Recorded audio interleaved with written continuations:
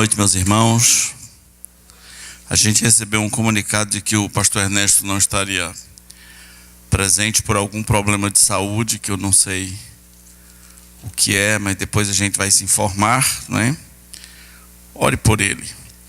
Hoje à noite, nós vamos ler uma passagem de Isaías 53, que é uma passagem profética sobre a morte de Jesus, antes da morte de Jesus, e creio que ela é conhecida da maioria dos irmãos. Portanto, nós vamos tentar viajar, navegar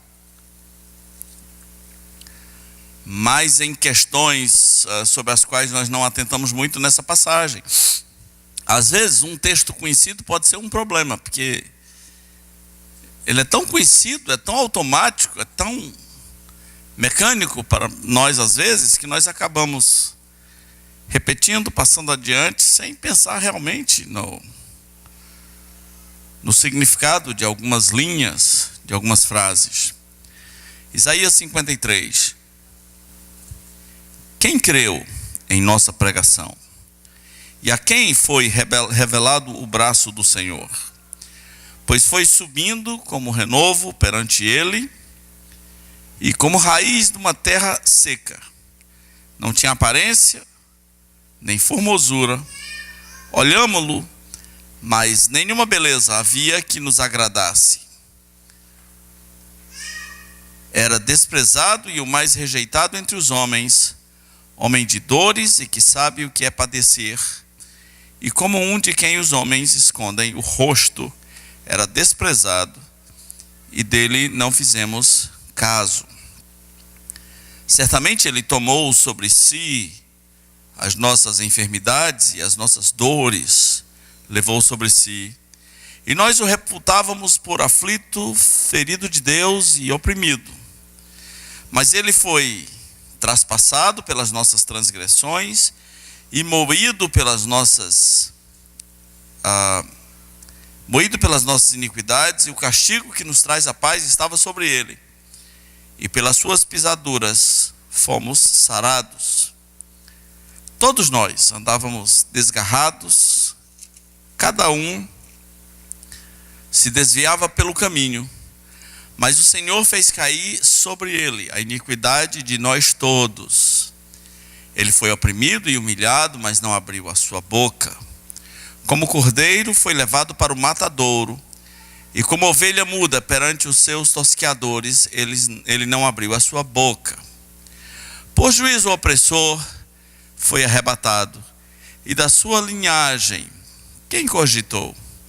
Porquanto foi cortado da terra dos viventes, e por causa da transgressão do meu povo foi ele ferido. Designaram-lhe a sepultura com os perversos, mas com o rico esteve na sua morte, posto que nunca fez injustiça, nem dolo algum se achou em sua boca. Todavia ao Senhor agradou moê-lo, fazendo-o enfermar. Quando der ele a sua alma como oferta pelo pecado, verá a sua posteridade e prolongará os seus dias. E a vontade do Senhor prosperará nas suas mãos. Ele verá o penoso trabalho de sua alma, e ficará satisfeito o meu servo. O justo, com o seu conhecimento, justificará a muitos, porque as iniquidades deles levará sobre si. Por isso, eu lhe darei muitos com a sua parte, e com os poderosos repartirá ele o despojo, porquanto derramou a sua alma na morte, e foi contado com os transgressores, contudo levou sobre si o pecado de muitos, e pelos transgressores intercedeu. Amém? Graças a Deus. Irmãos, quando nós vemos uma pergunta dessa, quem creu na nossa pregação? É uma pergunta retórica, e que a resposta esperada é algo entre ninguém ou muito pouca gente. Quem creu na nossa pregação? Isso se constata na própria morte de Jesus, nos momentos finais de Jesus aqui na terra. Enquanto ele estava aqui curando, enquanto ele estava aqui fazendo milagres, multiplicando pães e peixes, a Bíblia diz que havia com ele grande multidão, numerosa multidão. A multiplicação dos pães foi 2 vezes, numerosa multidão. Quando ele entra em Jerusalém, numerosa multidão com ele. Mas quando ele vai para a cruz, quem creu naquela pregação da cruz? É fácil crer em pães e peixes multiplicados, é fácil crer no Jesus que anda sobre as águas. Inclusive, quando ele anda sobre as águas e acalma a tempestade, as pessoas dizem: quem é esse? Jamais vimos coisa assim. Quem é esse que acalma o vento e as ondas? Porém, o Jesus na cruz não atrai muita gente. Quem ficou até o final? Aquela multidão que grita quando Jesus entra em Jerusalém, aquela multidão que grita: hosana nas maiores alturas. Ele é o Messias, ele é o Salvador, hosana nas maiores alturas. Bendito o que vem em nome do Senhor. Aquela multidão, nem de longe, vai dizer, quando Jesus for crucificado: hosana nas maiores alturas. Muitos daqueles fugiram. Os dias próximos, os momentos próximos à crucificação de Jesus são momentos de vergonha, são momentos de se esconder. Se Jesus, ao invés de estar pendurado na cruz, estivesse fazendo milagres ali em Jerusalém, as pessoas não estariam escondidas. Mas agora, ele está pendurado na cruz, provavelmente sem roupa, ferido, literalmente sangrando, em praça pública, com o rosto esbagaçado de tanto levar socos, pauladas na cabeça, uma coroa de espinho na cabeça. Quem crê nisso, gente? Quem quer isso? Os nossos dias refletem o mesmo quadro. Se você tiver uma igreja pregando o Jesus multiplicador de pães, o Jesus que cura as tuas enfermidades, o Jesus que resolve todos os seus problemas, você vai ter uma multidão dizendo: hosana nas maiores alturas. É isso aí. Amamos Jesus, somos loucos por Jesus, como gostamos de Jesus. Mas se você tiver uma pregação pregando o evangelho, Jesus é legal. Percebe a diferença? É o mesmo cenário, é o mesmo quadro. Porém, essa pergunta também, quem creu na nossa pregação, ela serve como um grande questionamento para nós. Porque nós gostaríamos que a mensagem do evangelho fosse popular. Nós gostaríamos que todos os nossos vizinhos aceitassem a mensagem do evangelho, os nossos amigos, os nossos familiares, os nossos colegas de trabalho. Gostaríamos que eles crescem na pregação do evangelho. Mas presta atenção, irmão, há uma pergunta: quem creu na nossa pregação? Esse grito é repetido pelo menos mais 2 vezes no Novo Testamento. Quem creu na nossa pregação? Em João 12:38 e em Romanos 10:16. Quem creu nisso, gente? Quem creu nessa mensagem? Quem creu na nossa pregação? Algumas pessoas, meio que não satisfeitas com o fato de que o evangelho é assim, ele não é uma coisa popular. E Jesus deixou bem claro: entrai pela porta estreita, porque estreita é a porta, larga é a porta e espaçoso o caminho que conduz para a perdição, e são muitos os que passam por ela.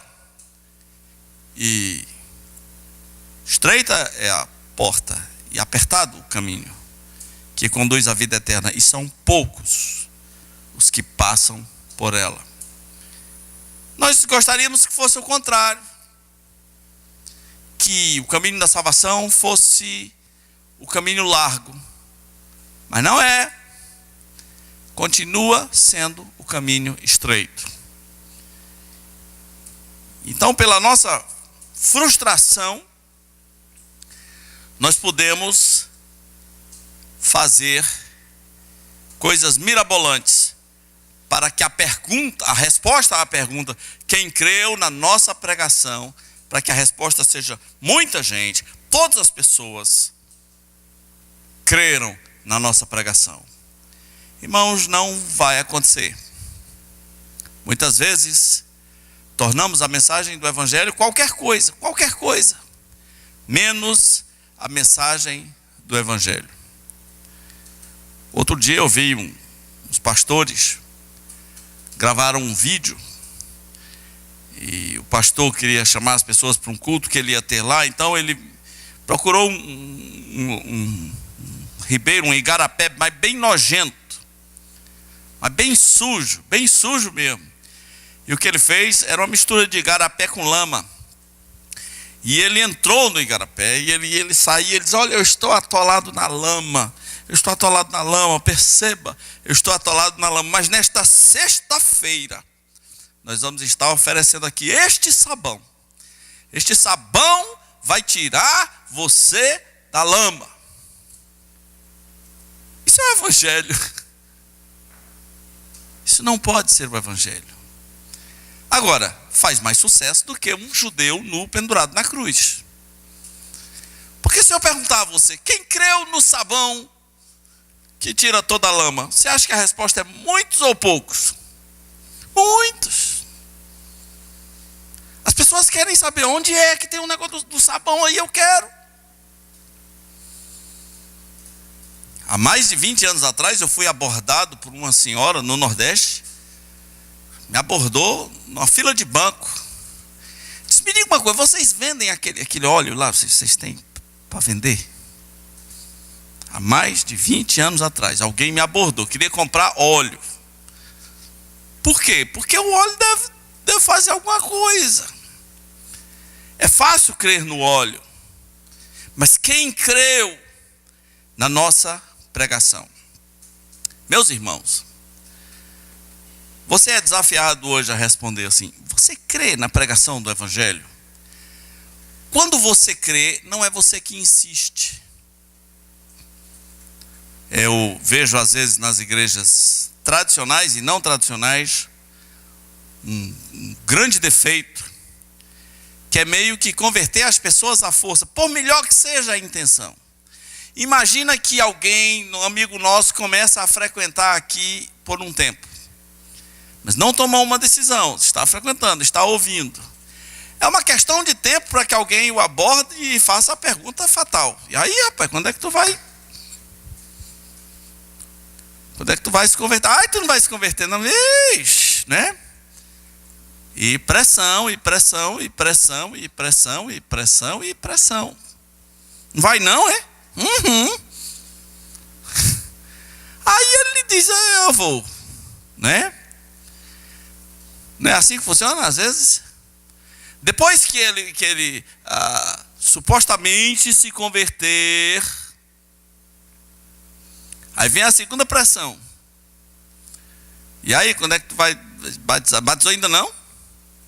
Rapaz, não é? Irmão, bota uma coisa na cabeça: você não tem vocação para ser Espírito Santo. Você não é Espírito Santo.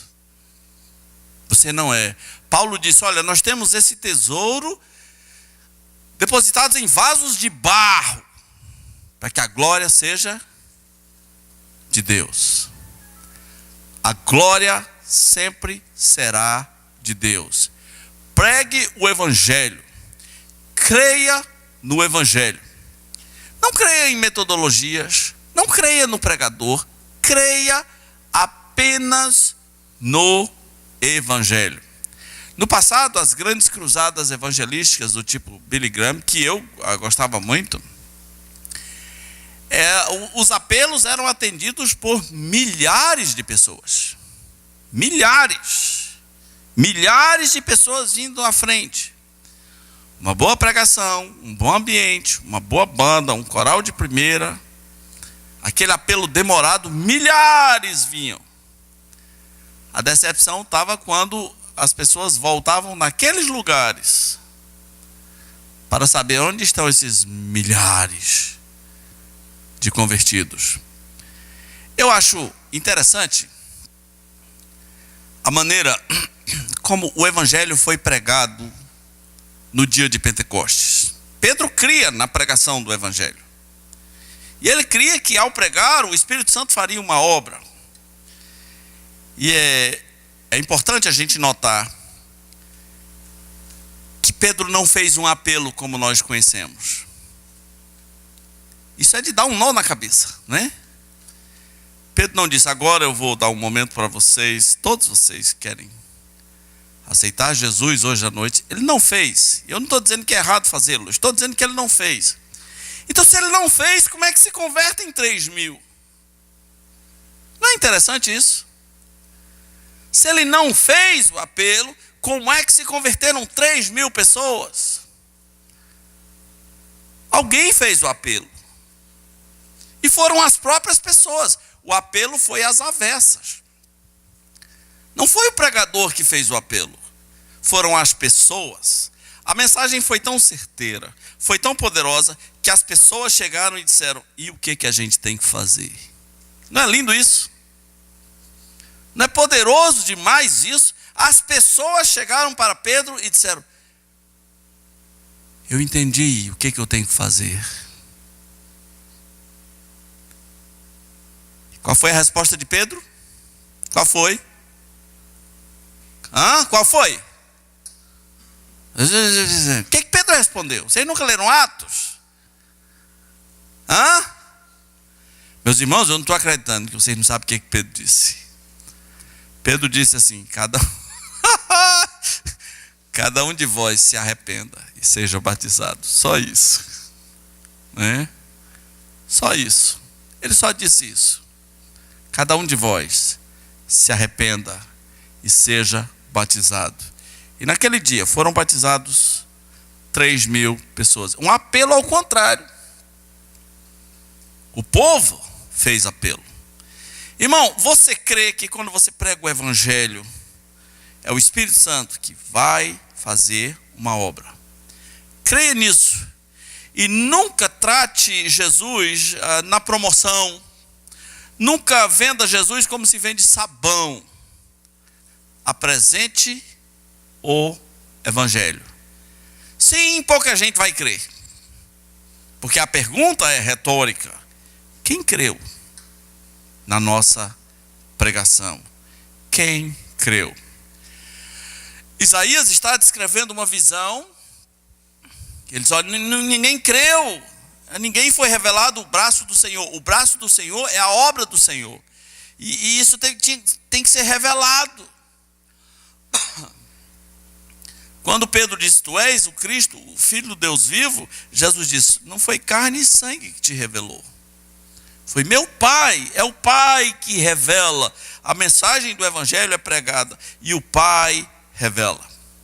Agora, o que havia tão esquisito naquela cruz? Ele diz, ele era desprezado. Nós olhamos para ele, não havia beleza nenhuma. Ele não tinha formosura, não tinha aparência. Isso levou muita gente a achar que Jesus era feio. Não é isso que o texto está dizendo. Mas também Jesus não é o Jesus que você conhece dos quadros. Eu gosto daquele Jesus, né? Aquele Jesus lourão, de olhos verdes. Por que o Jesus dos quadros é lourão? de olhos verdes, né? Essa tradição vem da época dos reis franceses. Tinha que parecer com os reis franceses. Tinha que parecer com a família de Luís XVI. Então o pintor, bajulador, né? Que cara mais bajulador? Pintou um Jesus parecido, bajulador não vale nada, né? Parecido com a família do rei. De repente, de maneira que até hoje os crentes ainda pensam que aquilo é Jesus, né? Como era Jesus? Como era a aparência dele? Aquele Jesus tem uma barbazinha paradinha, uma barba de lumberjack, né? Você já viu aquele Jesus dos quadros? Tudo nos pequenos detalhes. Primeiro, o Jesus da Bíblia não tinha barba aparada, porque os judeus não aparavam as barbas. Aliás, a lei de Moisés, inclusive, a proibia. A barba do judeu é como uma cueca. Se tirar, o cara se sente nu. Então, todo judeu é barbadão, né? Muitas igrejas que proíbem barba achando que isso é um grande ponto bíblico, era exatamente o contrário. Teve uma cena de soldados que foram pegos por um exército inimigo, e o inimigo, para humilhar, raspou as barbas deles, né? Eles ficaram humilhados, sem barba. E para acabar de humilhar, os caras ainda cortaram as vestes na altura das nádegas, para ficar bem humilhante. Aí foi que ficou humilhante, né?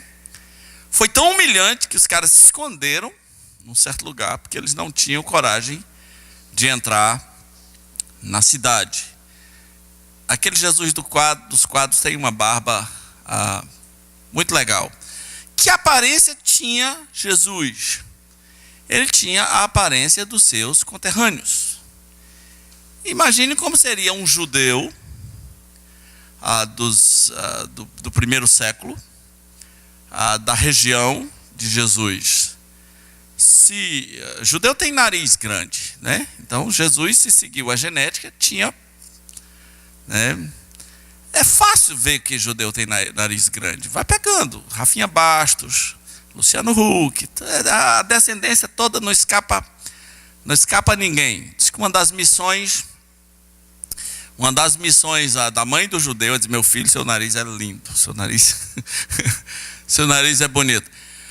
Se a descendência de Jesus tinha nariz grande, muito provável, ele tinha nariz grande. Se são olhos negros, ele tinha olhos negros. Se são cabeludos, pelo menos à altura dos ombros, como diz uma carta do general Públio, a moda dos nazarenos, ele tinha esse cabelo assim. Jesus devia ser forte, devia ter uns músculos violentos. Por quê? Qual era a profissão dele? Carpinteiro. Carpinteiro hoje não é sarado.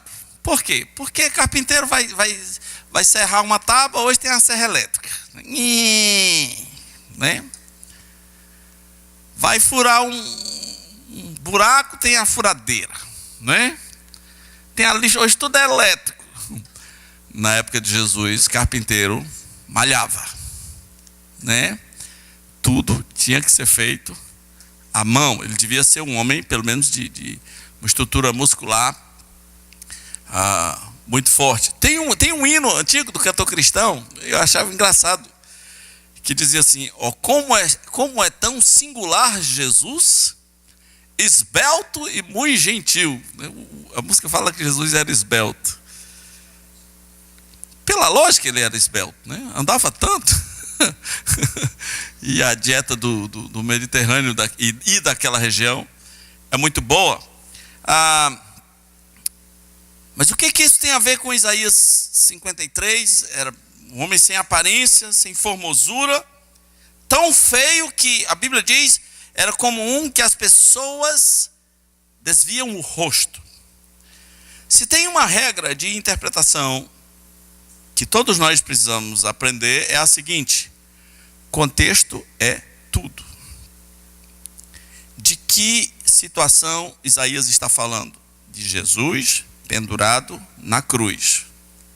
depois de ter apanhado, depois de ter sido agredido, depois de ter tomado muitos socos, a Bíblia diz que foram muitos socos, lhe bateram com socos, seu rosto está desfigurado, provavelmente seus olhos estão desfigurados. É claro que pendurado na cruz, sangrando em praça pública, dessa maneira, ninguém é bonito. Então a Bíblia diz, ele era, obviamente naquele momento, como um de quem as pessoas desviam o rosto. Além do mais,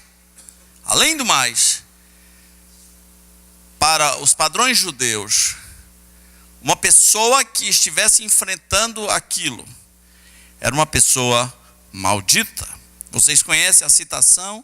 Maldito todo o que for pendurado no madeiro.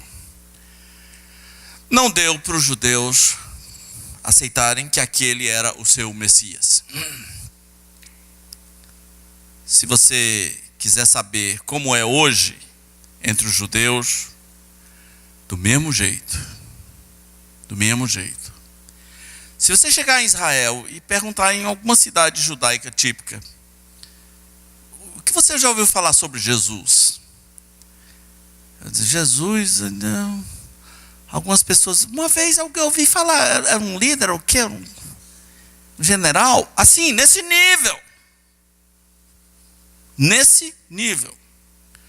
Os que conhecem da história e da mensagem de Jesus, tem uma rejeição expressa.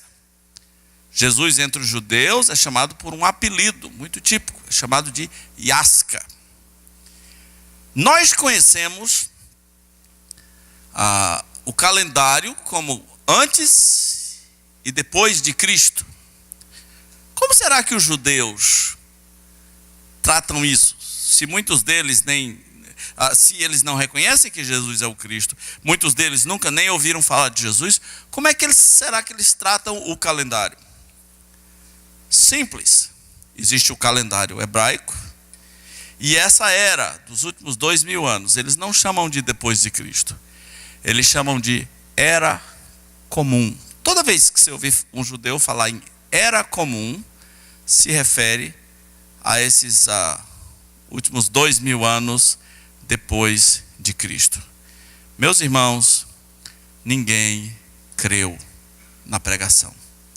O evangelho não é popular. Agora, você entende mesmo o que é o evangelho? Em síntese, o que é o evangelho? O evangelho, com muita ênfase, é apresentado em Isaías 53 como um ato de substituição. Até poucos crentes entendem isso. Muitos crentes pensam que o evangelho é fazer coisas para ser salvo. O evangelho, meus irmãos, é meio parecido com Abraão oferecendo Isaac. Quem vai para o sacrifício não é Isaac, é o cordeiro. O cordeiro que Deus providenciou toma o lugar de Isaac. A mensagem do evangelho é a mesma coisa. Se o cristianismo for uma religião, ele é uma religião de substituição. Ninguém faz nada para ser salvo, absolutamente nada. Não há nada que você possa fazer para ser salvo. Agora, você pode crer que Jesus fez tudo e todos os esforços possíveis para que você seja salvo. O evangelho, a igreja de Jesus, não é uma comunidade de pessoas tentando se salvar, é uma comunidade de pessoas que foram salvas e querem dar o seu melhor por Jesus, que fez tudo para que elas fossem salvas. Mais radicalmente, a igreja nem é um lugar de pessoas boas. Eu conheço cada crente ruim, não é? A igreja é um lugar de pessoas perdoadas. Entenda isso. A igreja é uma comunidade de pessoas perdoadas. Olha a ênfase na substituição. Isaías vai fazer um trocadilho com os pronomes ele e nós, ele e nossos. Olha aqui a partir do versículo 4. Certamente ele tomou sobre si as nossas enfermidades e as nossas dores levou sobre si. Versículo 5, mas ele foi traspassado pelas nossas iniquidades. E o castigo que nos traz a paz estava sobre ele. Se você sair circulando na sua esses pronomes, ele, nós, ele e nossas, você vai ficar surpreso. O quanto numa pequena passagem enfatiza a substituição como sendo uma essência do Evangelho. Jesus Cristo morrendo em nosso lugar. Ele tomou sobre si as nossas iniquidades. Ele tomou sobre si as nossas iniquidades. Depois o texto vai dizer que Deus fez cair sobre ele as iniquidades de nós todos. O texto também apresenta Jesus com muita dignidade para enfrentar a cruz. Diz a Bíblia que ele foi como uma criatura muda, como uma ovelha muda para o matadouro. É duro para a gente imaginar, porque ele foi muito chicoteado antes de ir para a cruz. Ele apanhou muito antes de ir para a cruz. Mas ele não espraguejou, não fez escândalo. Ele se submeteu com muita dignidade ao martírio, à cruz. Você pode imaginar a diferença entre uma ovelha morrendo, uma ovelha muda, não só uma ovelha muda morrendo, e um porco morrendo. Eu já vi porco morrendo. Quem aqui já viu porco morrendo? Alguém já viu? Né? O porco é moderado ou é escandaloso?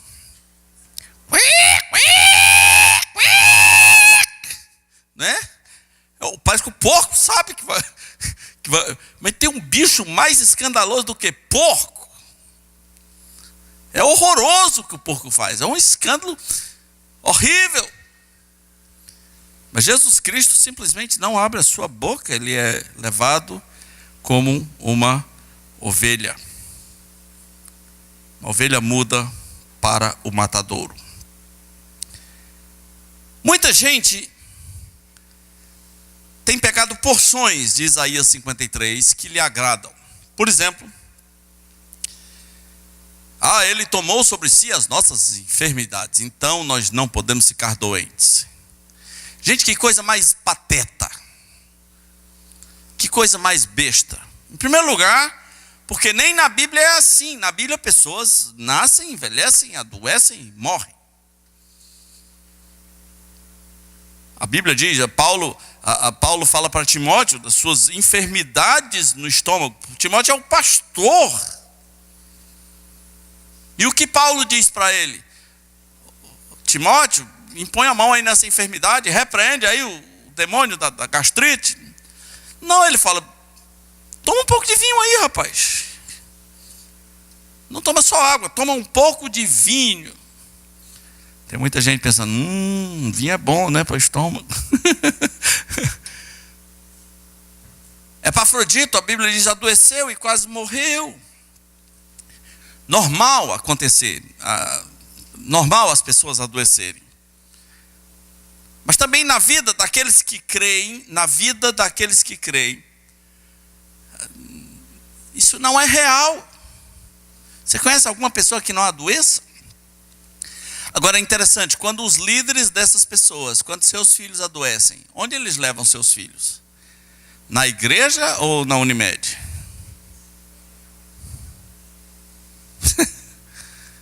Onde eles levam? Lá para o pastor da vez impor as mãos, ou eles levam para os melhores hospitais? Recentemente, Valdomiro Santiago ficou ruim do joelho. Para onde ele foi? Melhor hospital. Simples assim. Nem eles mesmos acreditam na prática, nesse negócio de que você não vai ter enfermidades. Enquanto estivermos nesse mundo, estaremos sujeitos aos efeitos do pecado. Ficar doente e envelhecer e morrer é a coisa mais natural do mundo. Um desses grandes líderes, o Davi Miranda, talvez o principal deles, das antigas, morreu de ataque cardíaco. Pô, morreu. Agora me diga, por que o Miranda morreu? Porque ele é morrível. Só isso. As pessoas são mortais. E quando a hora chegar, nem adianta. Não adianta. Não morro em nome de Jesus. Não vai rolar. Aquela hora mesmo que a bicha, a sombra gelada da bicha de se aproximar do seu espinhaço para lhe levar, né? Passou do vale, né? No vale ainda tem esperança. Passou do vale da sombra da morte,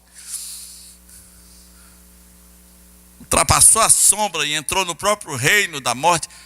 Ninguém vai escapar. Isso é uma bobagem. Agora, é claro, faz mais sucesso do que a cruz. É engraçado. Mateus nos diz que quando Jesus esteve curando muitas pessoas, a Bíblia diz, isso aconteceu para que se cumprisse a Escritura. Ele levou sobre si as nossas enfermidades.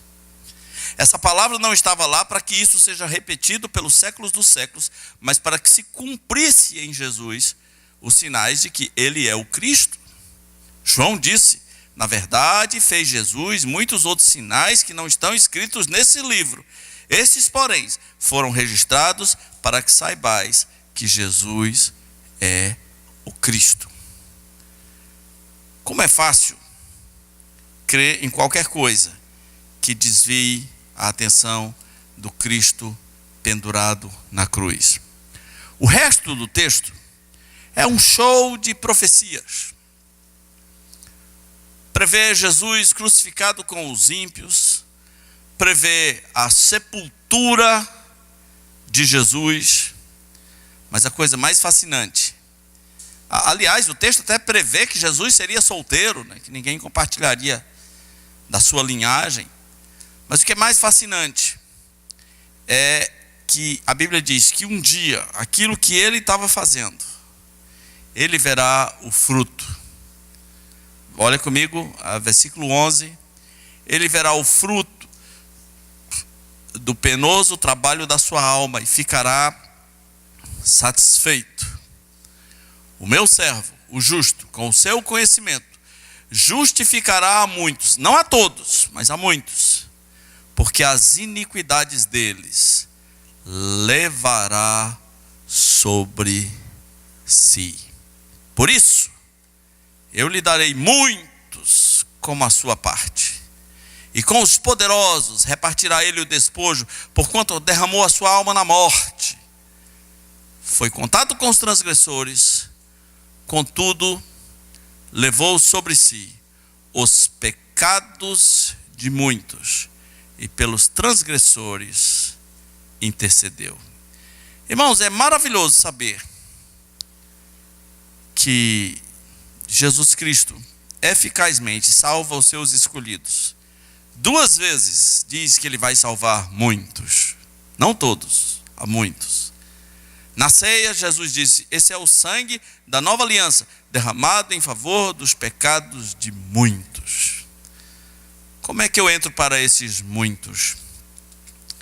Quando eu reconheço que eu tenho pecado, e que eu preciso, não mereço, mas preciso, que o meu pecado, a minha iniquidade tenha sido perdoada por Jesus Cristo. Se há alguém que nunca pensou seriamente sobre isso, pense. Você precisa da sua iniquidade perdoada. E faça como as pessoas do dia de Pentecoste. Chegue para qualquer irmão, chegue para os líderes da igreja, para os pastores e diga, o que eu tenho que fazer? Eu entendi o que eu tenho que fazer. Vamos orar. Nosso Deus, muito obrigado pela passagem de Isaías 53, que nos mostra com detalhe o teu Filho, Jesus Cristo, pendurado na cruz, de forma horrorosa, de forma feia mesmo, um escândalo, para os judeus, uma loucura para os gentios. Não há quem queira entender aquilo que aconteceu ali. E nós te agradecemos porque tu nos revelaste que ali aconteceu o Evangelho. Jesus Cristo em nosso lugar. Jesus Cristo derramando sua alma na morte em nosso lugar, como ovelha muda. Jesus Cristo levando sobre si as nossas iniquidades, os nossos pecados, para que nós pudéssemos experimentar a paz contigo. Muito obrigado por Jesus Cristo na cruz. Te agradecemos em nome de Jesus, nosso Salvador. Amém.